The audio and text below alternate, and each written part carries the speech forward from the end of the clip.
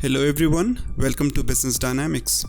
In today's episode, we'll talk about why certain consumer electronic products such as gaming consoles and computers are so difficult to buy nowadays, and what other products may face the same fate in the days to come.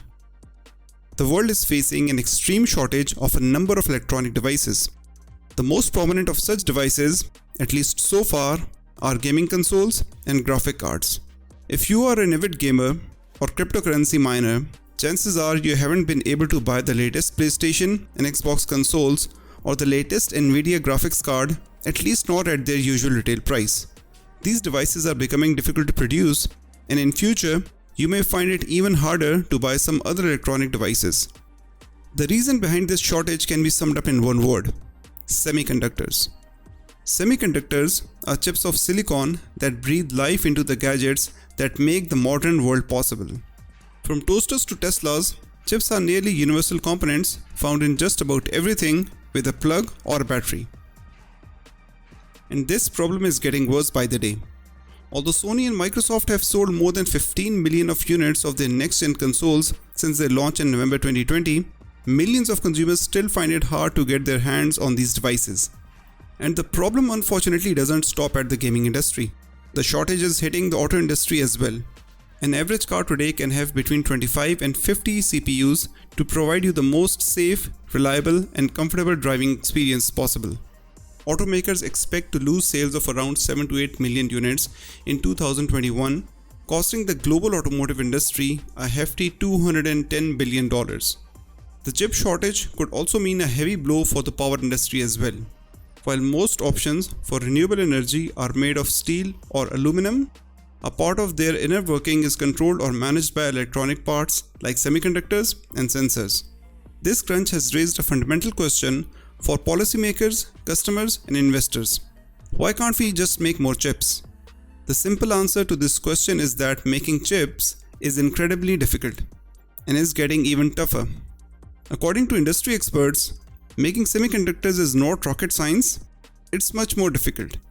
That's because the semiconductor facilities, called semiconductor fabrication plants or fabs, take years to build and are incredibly expensive to make.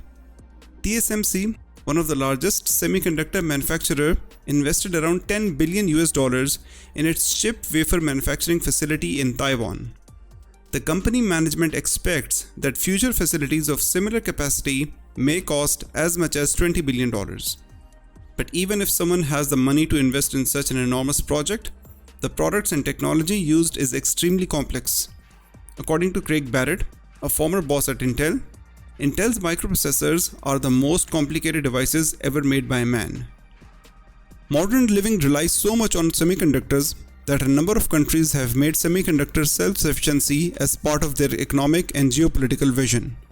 China has called chip independence a top national priority in its latest 5-year plan, while US President Joe Biden has vowed to build a secure American supply chain for chips by reviving domestic manufacturing.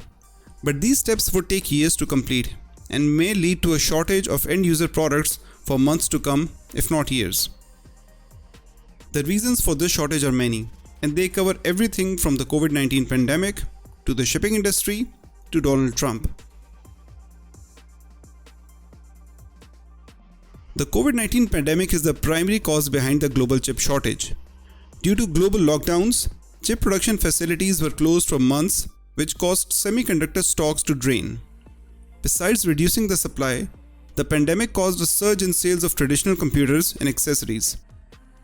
The lockdowns caused more people to stay home and upgrade their electronic devices such as webcams, monitors, and computers in order to work from home.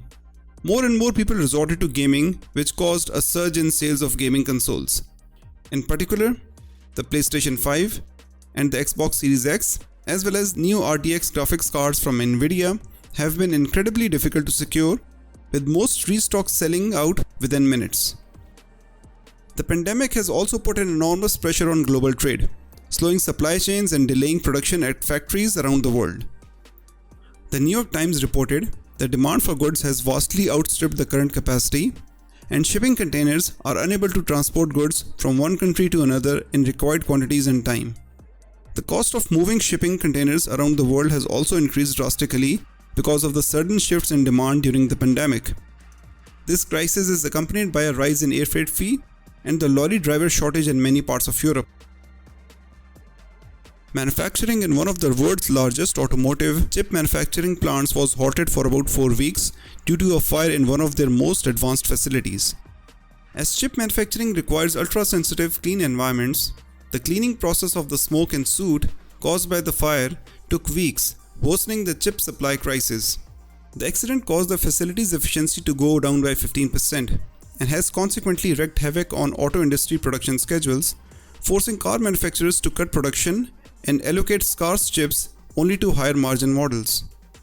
A fierce winter storm in February of 2021 closed computer chip facilities in Texas, which is the center of semiconductor manufacturing in the US, with more facilities than any other state. And in 2021, Taiwan, which is one of the largest producers in the world of chips, experienced its worst drought in more than half a century, and making chips requires a lot of water. For example, TSMC's facilities used more than 63,000 tons of water a day, more than 10% of the supply of 2 local reservoirs.